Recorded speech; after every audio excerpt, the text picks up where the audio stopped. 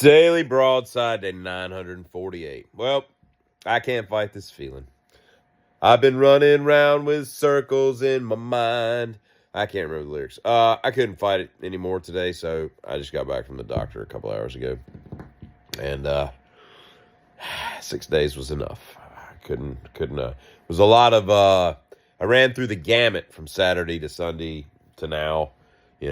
Sore throat, thought I had a fever, 2-day headache, the sinus pressure, the violent cough that now today has turned into so much spasmodic pulmonary activity in my chest cavity that like my back now hurts. Like I've got a spot in the middle of my back that's like sore from all the violence, from the incessant amount of coughing that I've done. And I like violence.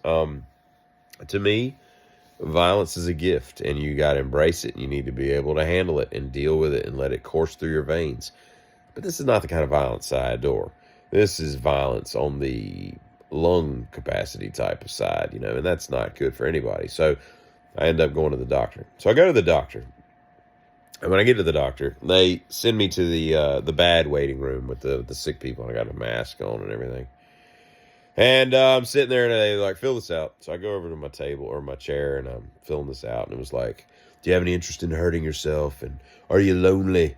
Are you lonesome tonight?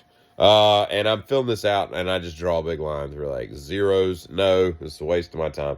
I want to just put it in my chart and be like, never ask me this crap again. But then I'm sitting there and this kid comes out and he sits down. There's 3 little chairs and 3 little birds outside my doorstep. So there's 3 little chairs, and I've got my clipboard sitting in the middle one, so he sits in the other one. He looks like he's like 14. Looks like he's got a pituitary disorder. He eats a lot of ring-dings and zingers and whatnot, ho-hos and ding-dongs. It's difficult to tell, like, what's a hostess and what's a... how, like, it's difficult to remember, is this a Roman god or a... What's the other one? Like Ares and Mars, or like, what is it? Roman gods, and then I don't know what the other one is, but you know what I mean. It's the same thing with I can't remember what the hell I was saying. I'm a little loopy today.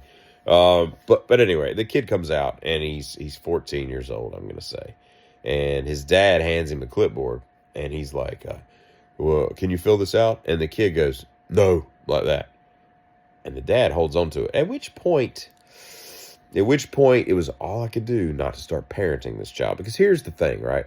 To me, I've raised 2 boys, okay, who in the most humble way that I can say it, are just delightful creatures. They're good young men. They've never been in trouble. They've never done anything, inherently wrong. They've just been great students and great citizens. They volunteer. They're just good kids, man. And I attribute that about 70-some% to their mama, and about 30% to me. I'm sometimes an above average father, but for the most part, I keep it at least average, man. But she's a phenomenal mother that is a huge boon to their development, right? And so I can say this with the utmost humility. You have to have, in my opinion, like rearing and raising children is like having a loving boot camp. There's structure, there's rigidity, there's regiment, there's this, there's that. Everything has a purpose. You tell them what to do, they do it. If I don't feel like explaining why, then I don't, because I'm the parent and I don't have to. But this is why we're doing it, or this is what we're doing. And they just fall in line. It's funny how people do that, 18-year-old kid in boot camp falls in line, right?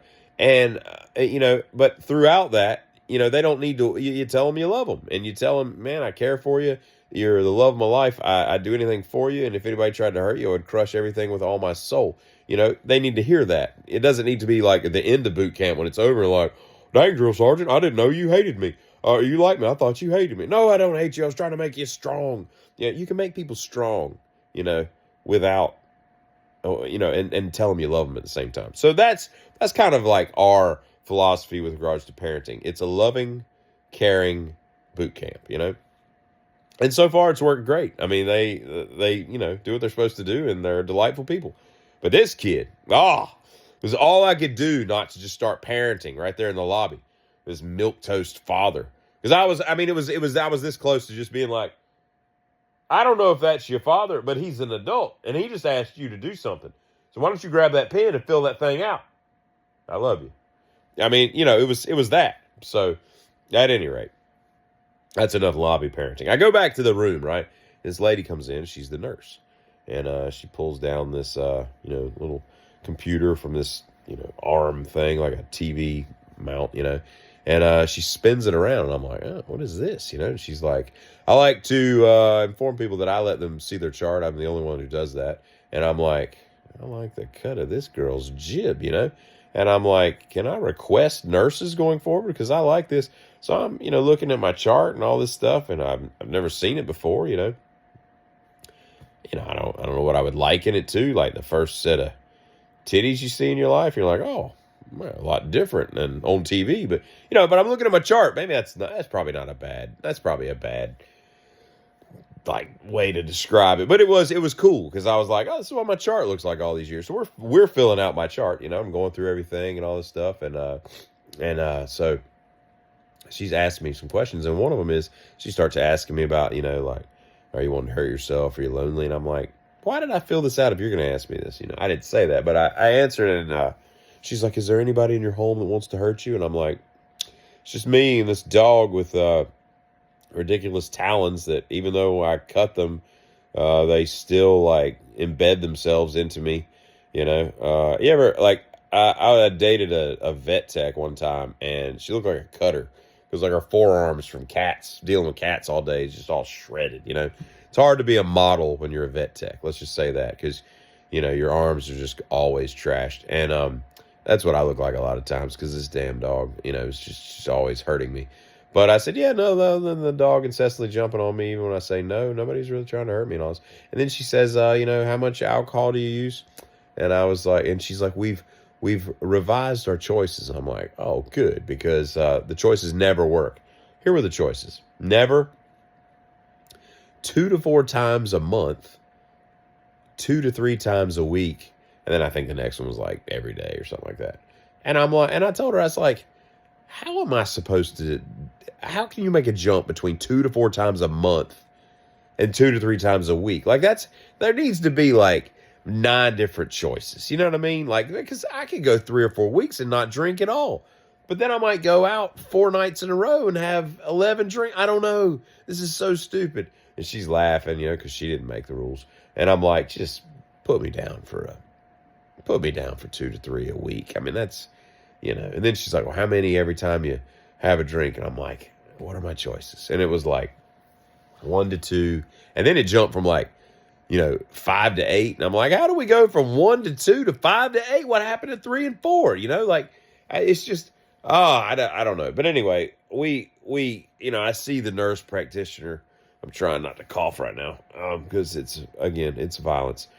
I don't know if I told you, but I like violence. But at any rate, the nurse practitioner guy comes in and he gives me a prednisone. He gives me a prescription syrup. And he gives me some kind of antibiotic, and I go to the old Wally Greens, and I'm like dosing in the parking lot, it's like a ministry, like just one fix. Psalm 69, the way to succeed and the way to suck eggs. So I get my prescription in me because I'm just like, why should I wait 7 more minutes to get home? Let's just dose this, right? I get that done. And so now I'm checking out though before I go get the prescription because I got out of order. I go out and I check out and I recognize the girl's voice because she's been answering the phone at this place forever. Like if you go make an appointment, she's the one you speak to. And she's like, oh, you have a really nice voice. Were you a DJ? And I'm talking like this, I don't know how it comes across in my videos, but I've got a fairly deep voice. I mean, it's not crazy deep, but it's fairly deep. And so I'm like, you think I'm a DJ? We're not going to stop till we hit the top of the charts with Captain and Tennille coming at you. But I was like, no. I was like, it's just a cough that's allowing me to talk a little deeper than normal. But at any rate, I'll leave you with this. I hope to feel better this time tomorrow. As if not, I'm going to be really, really mad. But, you need to wake up in the morning and always thank whoever you think that you aren't sick, that you feel good. Because we take it for granted every time. And then we get sick and we're like, gone are the days when I was feeling well. Oh, it was just 4 days ago. I felt like great. And now I feel like complete and utter landfill trash. So I say that to say this. When you wake up in the morning or before you go to bed, thank whoever you thank for feeling good, because it sucks to feel like I do with my violent cough. My DJ cough.